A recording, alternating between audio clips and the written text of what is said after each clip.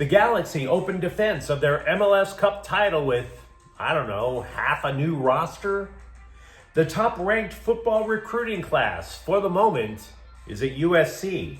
And we keep hearing about Matthew Stafford trade rumors, but what about the reality that is Cooper Kupp? Good morning. I'm James. This is your daily dose of sports and start for the greatest sports city in the world, Los Angeles. This is the faithful Angelenos morning report. It is February 23rd, 2025. Welcome back to the Sanctum Sanctorum of LA Sports and a peaceful Sunday morning to you all. Unless, of course, you play on the back line of San Diego FC. Now, if it's Sunday, the Lord's Day, and there's always blessings in life to be thankful for, which include LA sports. So if you like being in the know about LA, clickety-clack the like button. Clickety-clack the subscribe button. There's a notification bell. Hit that. It'll let you know when we drop new content. Sharing is caring. Let people know we exist, and by all means comment. Now, before we go through the news and notes, and we're going to talk a lot of Galaxy soccer today, a look at the scoreboard. Pretty good day for the Angelenos. Lakers 123, Denver 100. I don't blame you if you've been a little skeptical of the Lakers.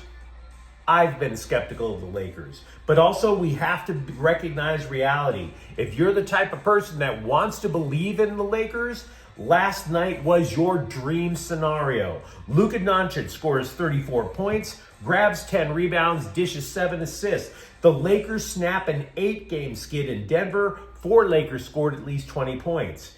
Kings 5, Utah 3. Drew Doughty scored a goal and added 2 assists.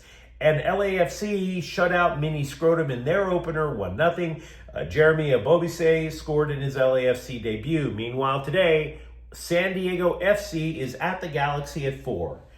The Galaxy opened the defense of their 6th MLS Cup against an expansion team from our evil little troll neighbors down south.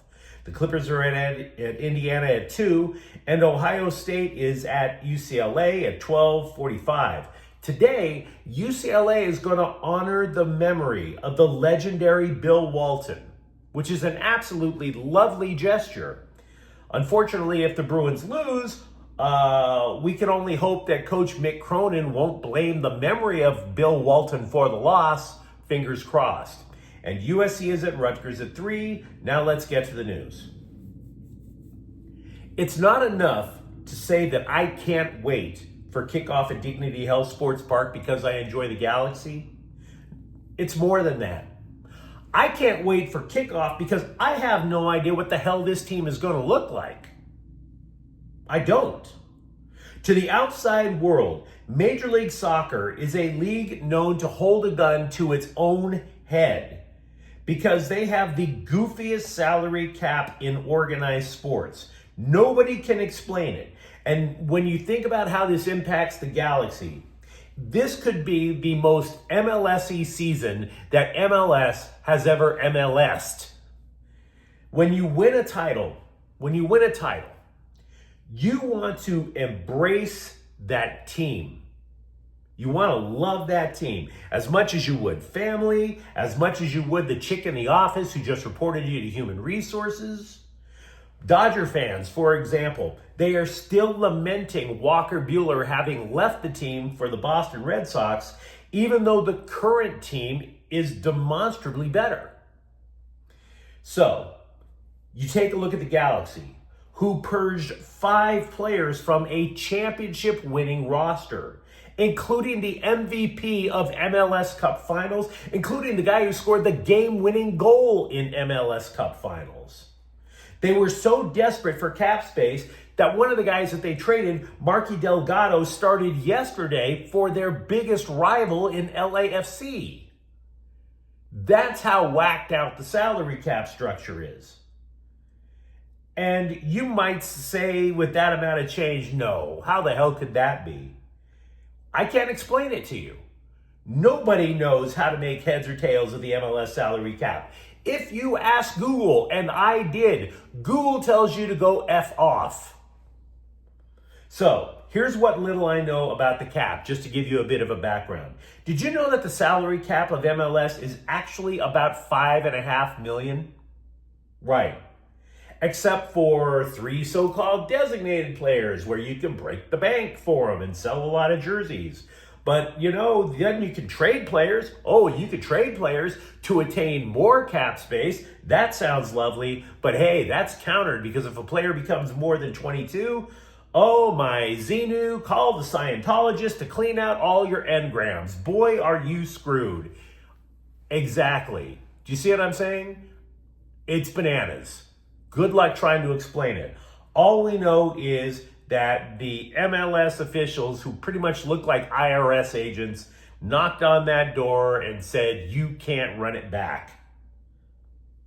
Absolutely crazy. And then you're not even just talking about the players you had to get rid of in trades. 2 of their top offensive threats, Ricky Puig, Joseph Painsil, injured.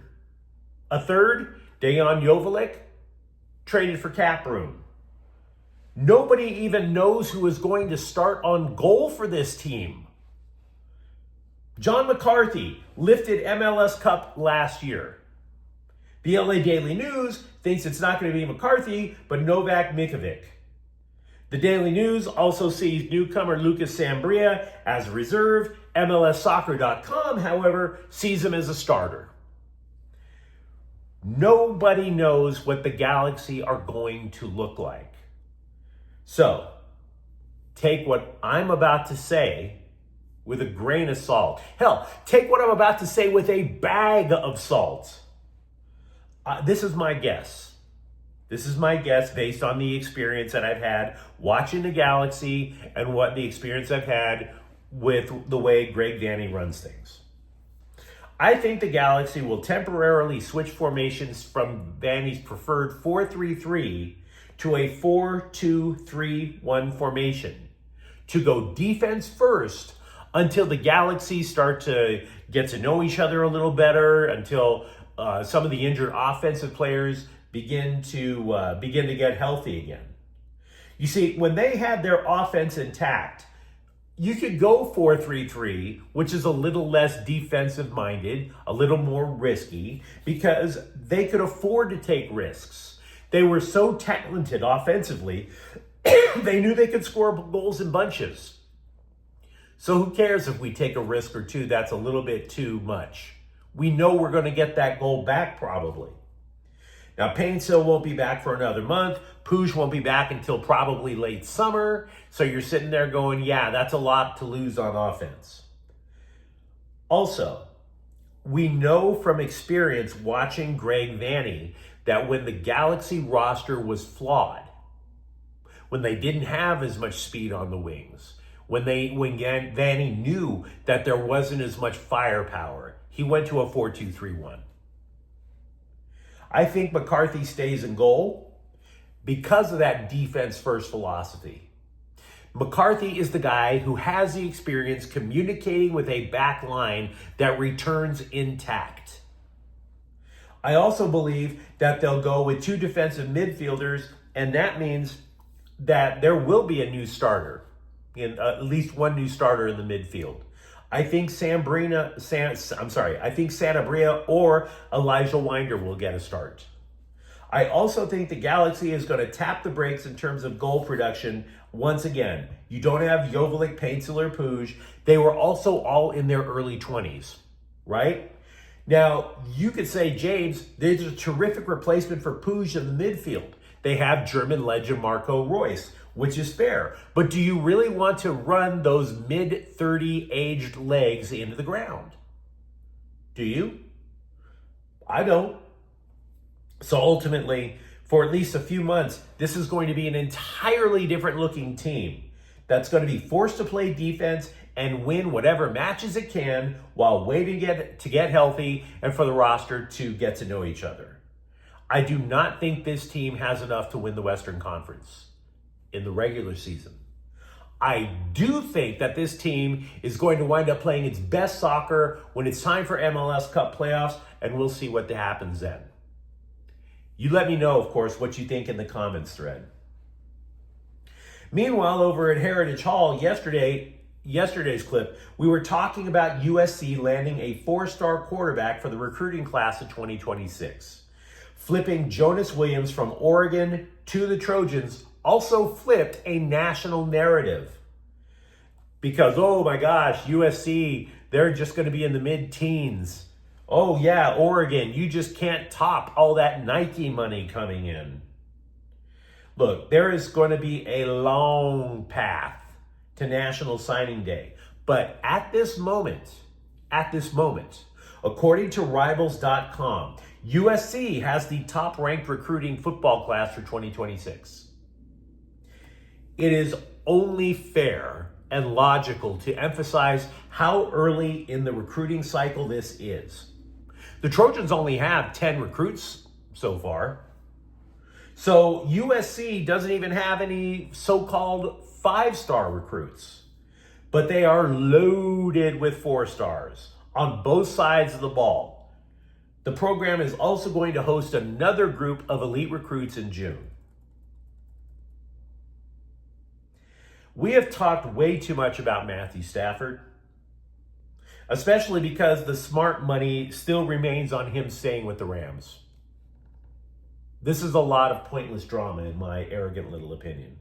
So what do you say we just take a moment and focus more on Cooper Kupp? Because that's a move that is damn near a fait accompli, Cooper Kupp being in another uniform next year.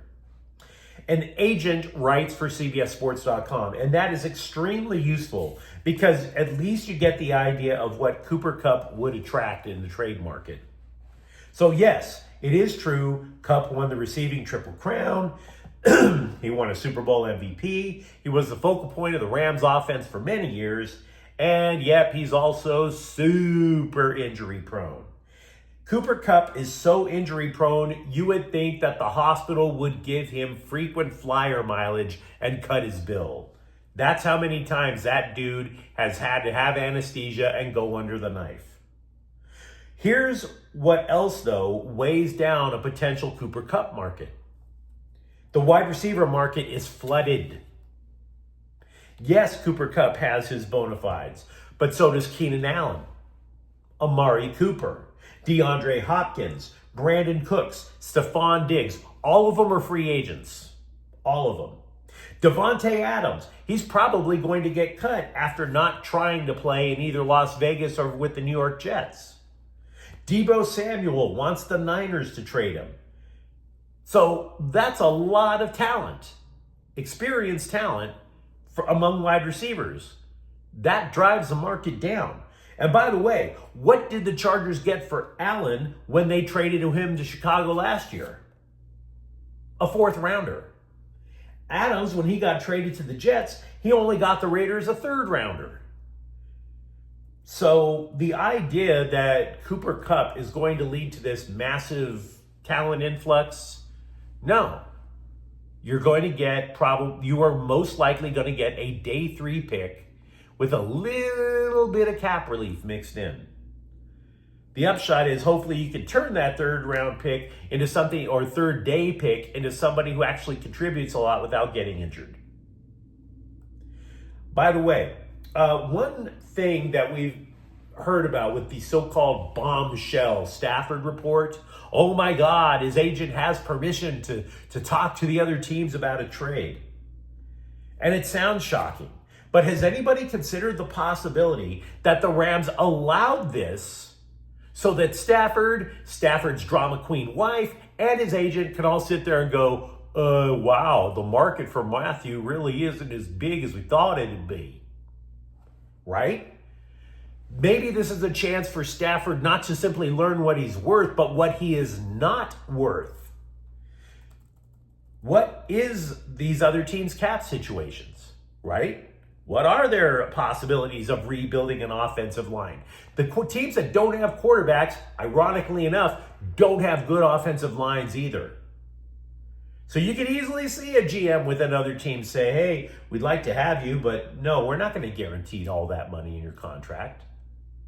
No, we can't do that and rebuild our offensive line and pay you that much because we need money for the line. And by the way, dude, how many years do you really think you have anyway? And then maybe after hearing that from a couple of teams, maybe Stafford winds up going back to Les Snead and say, okay, let's talk. Reality is hit.